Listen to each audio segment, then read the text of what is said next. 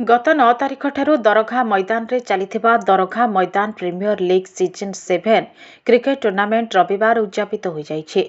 Final match आयात queen एवं जिद्दी फाइटर मध्य अनुष्ठित होइतिला। टॉस जीति जिद्दी फाइटर प्रथमे बैटिंग करी 8 ओभर रे 7 विकेट हराई 65 रन संग्रह करिथिला। जवाब रे आयात क्वीन 4 ओभर 3 बॉल रे 2 विकेट हराई 66 रन संग्रह करी फाइनल मैच जितिबा सह चैंपियन होइतिला। आयोजित पुरस्कार वितरण उत्सव में मुख्य अतिथि भाव युवनेता सरोज कुमार लेंका, शेख नियाज उल्ला, मुस्ताक अहमद, अफसर अली, शेख पिंटू प्रमुख उपस्थित रही चैंपियन टीम को 18,000 टंका और रनर्स अप टीम को 12,000 टंका सह ट्रॉफी प्रदान करथिले। आयोजक शेख सरफराज, शेख सदीर, शेख मोजों समेत बहु कर्मकर्ता सक्रिय सहयोग करथिले। कॉल करिए पंगा